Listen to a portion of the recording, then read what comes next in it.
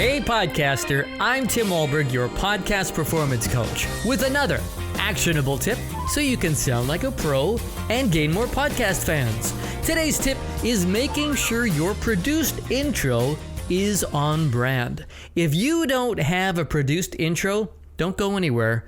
You'll still get some useful information out of this. But first, let me say there are a number of elements to consider when it comes to your podcast intro. There's your show intro, and then there's your episode intro, which reveals the topic and or guest. I'm going to talk about the episode intro in an upcoming show, but right now, this is about your podcast intro. This is the part that your listener will hear every episode. This is often professionally produced with a great sounding announcer and hot production. Ultimately, you want your show intro to have two things, just two: your name and your promise. Your promise is what you deliver every episode to your listener. In my case, I deliver actionable tips that'll make you sound more like a pro and gain more podcast fans. That's my promise to you. This is what I promise to deliver to you every single episode. I talk a lot about this in more detail in episode 4. I suggest you go back and listen to it. But when it comes to a professionally produced intro, make sure you know what you're getting. Sure, it might sound slick and sexy, but what you don't want is that same cookie cutter intro that the producer made for your muscle car podcast as they made for the romance novel writing podcast. It may be doing you a disservice. That intro has to represent you and your brand. Here are a few things to consider when putting together or revamping your podcast intro. And yes, you can change your intro at any time. It's your show. First, and you may have actually heard me say this before, think about your listener. Who are you talking to? Will your intro be attractive to them? Let's look at these 3 elements of your intro: voice, music, and your script. Example number 1. This is the Good Night Sleep Tight podcast with Lori Kemper. Solutions and tips to help make your child's bedtime routine quiet, calm, and quick. Now, here's Lori. Okay, so the music worked and the script wasn't the worst. It still had the name and the promise there, but the gender and tone of the voiceover talent didn't really quite match the idea or feel of the show. Example number 2. Welcome to the Guys podcast, where we talk about balls. Here are your nutty hosts, Lefty and Harry. Wow, that was great. That might actually work for a totally irreverent guy podcast. It would be kind of funny, right? Again, I mean, if that's the podcast that you're doing, but I think you know what I'm getting at. It's not so funny if your hosts were really 2 oncologists discussing testicular cancer. But what didn't make sense was the music. It fit the first example, but not so much this one. Little bit of a disconnect there. The piece of music you choose for your show doesn't have to be your favorite song of all time. Likely you won't have permission to use that piece of music because it'll be copyright, but you should kind of like it and it should match your brand. Represent the show well and not be annoying enough to turn people off. Go to Audio Jungle or Pond 5 and spend $20 on a decent piece of music that you can use. Think of your brand and your listener. Make sure those elements you use match.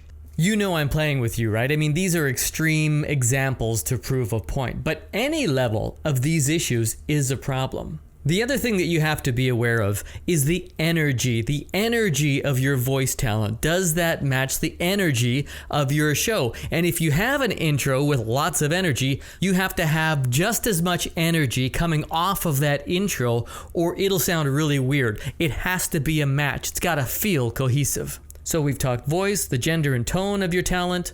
We've talked music. And the third thing is your script. Some, but not all, of the voice talent you hire to do your podcast intro care about what you wrote. They get paid by the word or the job. It's up to you to make sure your script or copy is solid. Use proper tense and correct punctuation in your script. Here's what I mean. Welcome to the Living Large Podcast, the podcast that delivers step-by-step plans for a successful, career-loving relationships, rewarding connections. Join your host, Edward Friesen, as we live large together. Oh, and that's one of my pet peeves, the words, join your host. It sounds like a promo for an upcoming show. Join your host. Oh, when should I do that? Well, how about Tuesdays at 7? Oh, how about right now? Since I was the one who pressed play, I already joined you. It was my pressing of the play that made us join together. You also have first person, third person copy in there. You're using us, we, your host. And one comma can mean the difference between a living large podcast and a living large podcast. Oh my God, look out for that large podcast. It'll devour us all. Run! Don't assume that voice talent is going to spend time reworking your script to figure out what you mean. Heck, they might not even read it over until they hit record. Read your script out loud a number of times. Read it to others and get their opinion. Again, the 3 things to think about when it comes to your produced podcast intro: the voice and tone of your voiceover talent, the music you choose for your show, and a solid script that clearly defines your promise to the listener. Again, for more tips on what makes a great and terrible intro, check out episode 4 of Just the Tip. By the way, don't get flustered or worried if you don't have a produced intro. Not every show needs one. I don't have one. Not all podcasts have music either. When you start your show, just make sure to include the 2 must-haves: your name and your promise. Having a well-planned, on-brand intro will confirm to your listener that they found the right show and there's reason to stick around. Alternatively, a bad intro will turn away listeners just as quickly. Yes, they will leave your podcast before your very first word. Remember, this is the first exposure a new listener will have to your show. It's crucial you make the right impression. And I hope that's just the tip you need. If your podcast intro is something you struggle with, let me help. Together, we can rework, shape, and craft it into something efficient and effective. Check out my coaching packages. You can get a full critique, or maybe an hour of my time is all you need. Let's start making you sound more like a pro and gain more podcast fans. Visit podcastperformancecoach.com. I'm Tim Wahlberg. See ya!